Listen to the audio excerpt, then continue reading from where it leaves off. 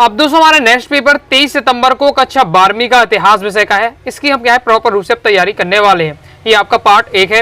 इस वीडियो में दोस्तों मैं आपको 2 अंक वाले महत्वपूर्ण प्रश्न उत्तर के साथ बताने वाला हूँ। ओके, तो चलिए स्टार्ट कर लेते हैं बिना टाइम वेस्ट किए। तो पहला क्वेश्चन है, किन्हीं 2 विकसित हड़प्पा पुरस्थलों के नाम आपको पुरस्थलों का उल्लेख करना है। और दोस्तों ये जो आपके शॉर्ट वाले हैं 2-2 लाइन के इनके आंसर होंगे, तो आपको क्या है वीडियो को देखते ही आप क्या तैयार करते जाइएगा, क्योंकि इतना समय नहीं है कि आप अलग से क्या है बैठकर तैयार करें। तो वीडियो को देखते ही आपको तैयार करते जाना है। तो किन्हीं 2 विकसित हड़प्पा पुरस्थलों के नाम लिखने हैं।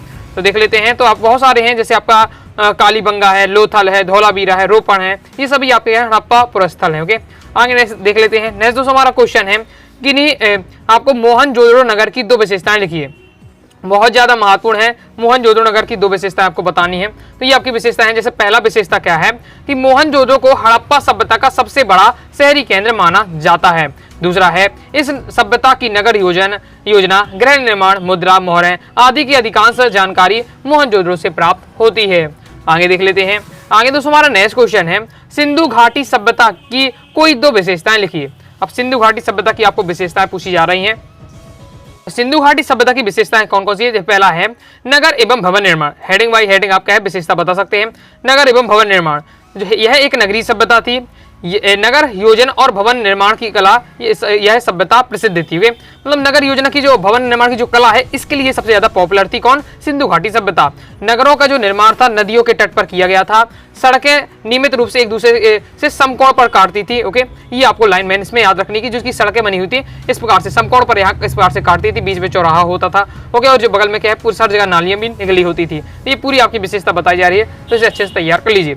नेक्स्ट आप पॉइंट लिख दिए, सामाजिक जीवन, लेकिन साक्ष्य उपलब्ध न होने के कारण इस सभ्यता के सामाजिक संगठन, परिवार प्रणाली, जाति प्रथा के संबंध में कुछ निश्चित रूप से कहना संभव नहीं है। ओके, तो ये आपका दिया हुआ है सिंधु घाटी सभ्यता की आपकी विशेषताएं। आगे देख लेते हैं।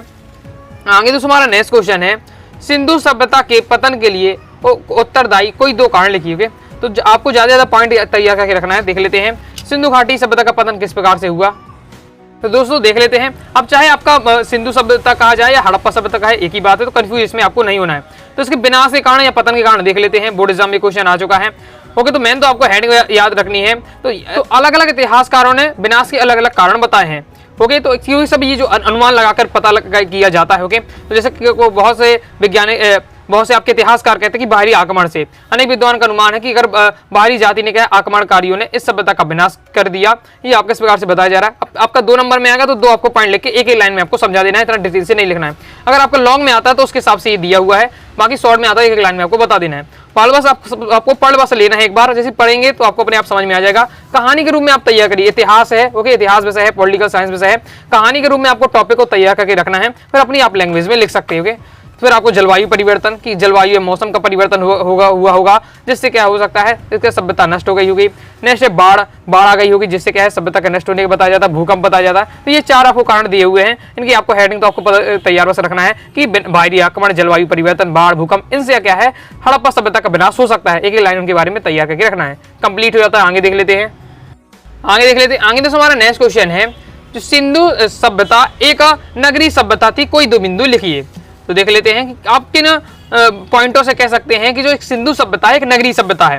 तो हम बता सकते हैं कि हड़प्पा सभ्यता कांस्य युग की संस्कृति जो दुनिया में अपने शहरीकरण के लिए जानी जाती है। आगे देख लेते हैं, मतलब इसका शहरीकरण व्यवस्था थी, साथ ही इसमें नियोजित शहरों, जल निकासी व्यवस्था थी, विशाल संरचनाओं वाले को बनाने के लिए भट्टा, ईंटों के उपयोग के लिए बहुत खास है। तो ये सब कारण है जिससे हम कह सकते हैं कि सिंधु घाटी जो सभ्यता है वो एक नगरीय सभ्यता थी। आगे देख लेते हैं। आगे दोस्तों हमारा नेक्स्ट क्वेश्चन है, अल बिरुनी गजनी कैसे पहुंचा। तो सॉल्यूशन हमारे इस बार दिया, अल बिरुनी गजनी कैसे पहुंचा। तो सन 1017 ईस्वी में ख्वारिज्म पर आक्रमण के पश्चात सुल्तान मोहम्मद कई विद्वानों तथा कवियों के साथ अपने साथ अपनी राजधानी गजनी ले गए। अल्बिंडु उनमें से एक था। इस प्रकार से आपको बताया था कि अल्बिंडु गजनी कैसे पहुंचा, तैयार कर लीजिएगा। आगे देख लेते। आगे दोस्तों हमारा नेक्स्ट क्वेश्चन है, मोहम्मद हाजिन भारत से घृणा क्यों करने लगा था। तो इसे देख लेते हैं। तो मोहम्मद हाजिन भारत से घृणा क्यों करने लगा था। तो सॉल्यूशन आपका ये दिया हुआ है, तैयार अच्छे से कर लीजिएगा, इंपॉर्टेंट है बहुत ज्यादा। ओके, इसके आगे साथ ही दोस्तों आपको तैयार कर लेना, जो बैप्टिस्ट तेवर्नियस ने भारत वर्णन को लिखिए। तो उन्हें मतलब भारत के वर्णन के बारे में क्या क्या बताया है, तो इसको भी आपको एक बार पढ़ लेना है, इंपॉर्टेंट है, क्योंकि ये दोस्तों क्वेश्चन भी आपका त्रैमासिक परीक्षा के प्रीवियस ईयर पेपर में आ चुका है। ओके, इसके बाद नेक्स्ट आपको तैयार कर लेना है चीन के विषय में इब्न तूता की यात्रा वर्णन की तुलना किसके वृत्तांत से की जाती है। तो चीन के विषय में उसके वृत्तांत की तुलना मार्को पोलो जिसने 13वीं शताब्दी के अंत में वेनिस में चलकर चीन की यात्रा की थी वृत्तांत से की जाती है। ओके, तो ये आपको तैयार कर रखना है क्योंकि प्रीवियस पेपर में आ चुका है। नेक्स्ट जो हमारा क्वेश्चन है फ्रांसवा वर्नियर कौन था, बहुत ज्यादा इंपॉर्टेंट है। तो आंसर बिल्कुल सिंपल है क्योंकि फ्रांसवा वर्नियर क्या है, फ्रांस का रहने वाला एक चिकित्सक, राजनीतिक, दार्शनिक और इतिहासकार था। तो कंप्लीट हो जाता है। आगे देख लेते हैं। आगे दोस्तों हमारा नेक्स्ट क्वेश्चन है इब्न तूता ने बाजार का वर्णन किस प्रकार से किया। बाकी जो भी क्वेश्चन बता रहा हूँ पीडीएफ देखना चाहते हैं अपनी वेबसाइट अनुरागसाडीक्लासेस.com से आप जाकर देख सकते हैं। गूगल पर जाइएगा, सर्च करिए अनुरागसाडीक्लासेस.com, सबसे पहले वेबसाइट मिलेगी, ओपन करिएगा। क्लास 12 के सभी सब्जेक्ट के त्रैमासिक परीक्षा के लिए इंपॉर्टेंट आप देख सकते हैं। ओके, तो इब्न तूता ने बाजार का वर्णन किस प्रकार से किया, चलिए इसे देख लेते हैं। सॉल्यूशन इस प्रकार से आपको लिखना है इब्न तूता ने वृत्तांत से ऐसा प्रतीत होता है कि अधिकांश शहरों में भीड़ भाड़ वाली सड़कें तथा चमक दमक वाले रंगीन बाजार थे जो विविध प्रकार की वस्तुओं से भरे रहते थे। इब्न तूता दिल्ली को एक बड़ा शहर, विशाल आबादी वाला और भारत का सबसे बड़ा बताता था। ओके, आगे देख लेते हैं। आगे दोस्तों हमारा नेक्स्ट क्वेश्चन है उलमा कौन था। तो सॉल्यूशन हमारा दिया है उलमा इस्लाम धर्म के ज्ञाता थे। इस परिपाटी के संरक्षक होने के नाते वे इस्लाम धर्म से संबंधित धार्मिक, कानूनी और अध्यापक संबंधी जिम्मेदारी निभाते थे। आगे दोस्तों आपको नेक्स्ट क्वेश्चन तैयार कर लेना पितृवंशिता एवं मातृवंशिता में अंतर स्पष्ट कीजिए। प्रीवियस ईयर में आ चुका त्रैमासिक परीक्षा में। तो पितृवंशिता से बिना ऐसी बस परंपरा से है जो पिता के बाद पुत्र, प्रपौत्र, प्रपौत्र के आदि से चलती है, और इसके विपरीत मातृवंशिता का प्रयोग हम तब करते हैं जब वंश परंपरा माँ से जुड़ी होती है। लाइक और शेयर ठोक दीजिए, महाकाल का लाइक और शेयर ठोक दीजिए। पूरा साल मेहनत करता हूँ आपके लिए बेटा, ऐसा नहीं चलेगा, ऐसा नहीं चलेगा। आगे देख लेते। आगे दोस्तों हमारा नेक्स्ट क्वेश्चन है मातृगृहता क्या है, चलिए इसे देख लेते हैं। तो मातृगृहता क्या है, वह परिपाटी जिसमें स्त्रियां विवाह के बाद अपने मायके में ही अपनी संतान के साथ रहती हैं और उनके पति उनके साथ आकर रहते हैं, इसे हम मातृ सत्तात्मक परिपाटी कहते हैं। आगे दोस्तों हमारा नेक्स्ट क्वेश्चन है ग्रिड पद्धति क्या थी। ओके, तो ग्रिड पद्धति क्या थी। तो ग्रिड पद्धति का प्रयोग हड़प्पा सभ्यता के नगर नियोजन में किया जाता था। तो हमने जैसे जानते हैं कि जो हड़प्पा सभ्यता में जो नगर बनती थी, नगर की जो सड़कें बनती थी वो समकोण पर काटती, इस प्रकार से समकोण बनती थी। जी पद्धति होती है, इसे हम क्या है ग्रिड पद्धति कहते हैं। ओके, तो ये आपका यही बता जा रहा है कि नगरों में सड़कों और गलियों का निर्माण लगभग एक ग्रिड पद्धति में किया जाता था जो एक दूसरे से समकोण पर काटती थी। ये आपका दिया है, तैयार कर लीजिएगा, बोर्ड एग्जाम में आ चुका है। नेक्स्ट दोस्तों आपको तैयार कर लेना है फ्यांस क्या था। ओके, इंपॉर्टेंट है। तो फ्यांस क्या था, फ्यांस घिसी हुई रेत एवं रंग और चिपचिपे पदार्थ के मिश्रण को पकाकर बनाए जाने वाला पदार्थ था। इस पदार्थ को बनाने की प्रक्रिया जटिल थी। फ्यांस से बने पात्र संभवतः कीमती माने जाते थे। इन पात्रों को विलासिता की वस्तुओं के अंतर्गत रखा जाता था, मतलब ये क्या है विलासित वस्तुओं के अंतर्गत आते थे। ओके, आगे नेक्स्ट देख लेते हैं। नेक्स्ट दोस्तों हमारा क्वेश्चन है मौर्य साम्राज्य के कोई 4 ऐतिहासिक स्रोत के नाम लिखिए। देख लेते हैं। तो सॉल्यूशन हो जाएगा मौर्य साम्राज्य के कोई 4 ऐतिहासिक स्रोत के नाम बताने हैं। तो मैग्नेस्टिक जो इंडिका है, कौटिल्य का अर्थशास्त्र है, विशाखदत्त का मुद्दा राक्षस है, अशोक के अभिलेख हैं। तो ये सब क्या है, इन सब से हमें जानकारी प्राप्त होती है मौर्य साम्राज्य के बारे में। तो याद रखिएगा मुद्रा राक्षस की, विशाखदत्त की ऑब्जेक्ट पूछा जा सकता है। ओके, कौटिल्य का आपका अर्थशास्त्र हो जाता है, मैग्नेस्टिक की इंडिका है। आगे देख लेते हैं। आगे बढ़ने से पहले दोस्तों बताना चाहूंगा अगर दोस्तों आप क्लास 12th हिस्ट्री सब्जेक्ट की प्रॉपर रूप से तैयारी करना चाहते हैं, all chapter PDF notes, all chapter important question answer, objective question answer, okay previous year paper, model paper, सब कुछ मटेरियल चाहते हैं पीडीएफ के रूप में, प्रॉपर रूप से तैयारी करना चाहते हैं बोर्ड एग्जाम के, अनुराग सारी क्लासेस के क्लास 12th हिस्ट्री के कोर्स को ज्वाइन कर सकते हैं। कोर्स को ज्वाइन करने के लिए 9039534479 दिए गए व्हाट्सएप नंबर मैसेज करके आप क्या है कोर्स के बारे में जानकारी ले सकते हैं और कोर्स को ज्वाइन कर सकते हैं। आगे दोस्तों हमारा नेक्स्ट क्वेश्चन है पितृवंशिता से क्या तात्पर्य है, मातृवंशिता से क्या तात्पर्य है, बहिर्विवाह क्या होता है।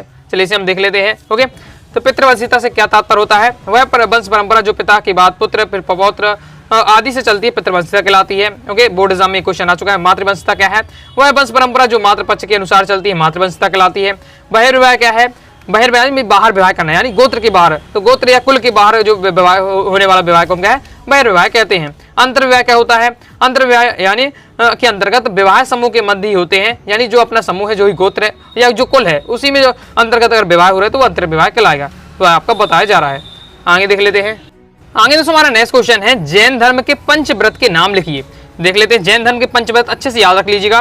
तो कौन कौन से होते हैं, अहिंसा, सत्य, अस्तेय, अपरिग्रह, ब्रह्मचर्य। अहिंसा यानी लड़ाई झगड़ा न करना, सत्य यानी सत्य बोलना, ओके, अस्तेय यानी चोरी न करना, ओके, अपरिग्रह मतलब होता है दोस्तों की जो क्या है वस्तुओं का जोड़ना नहीं, ओके। जो आवश्यक वस्तुएं केवल उन्हीं वस्तुओं को रखना, अनावश्यक वस्तुओं को अपने घर में जोड़ने की जो आदत रहती है वो ना करना, ओके। ब्रह्मचर्य का पालन करना। तो ये आपके दिए हैं जैन धर्म के पंचव्रत, ओके, महाव्रत। सबके बारे में एक लाइन तैयार कर लीजिए, सभी मैंने आपको बता दिया है। लॉन्ग में आता तो फिर थोड़ा डिटेल से लिख दीजिएगा, अभी 2 नंबर में आता तो केवल आपको इस प्रकार से लिख देना है। आगे देख लेते हैं। आगे दोस्तों हमारा नेक्स्ट क्वेश्चन है, महावीर जी की कोई 2 शिक्षाओं को लिखिए। तो महावीर जी की 2 शिक्षाएं बहुत ज्यादा महत्वपूर्ण है, ओके। ये सभी आपके बोर्ड एग्जाम में क्वेश्चन आ चुके हैं, ओके। तो महावीर जी 2 शिक्षाएं, जैसे पहला है ईश्वर पर अविश्वास, मतलब जो महावीर जी हैं वो ईश्वर पर विश्वास नहीं करते हैं।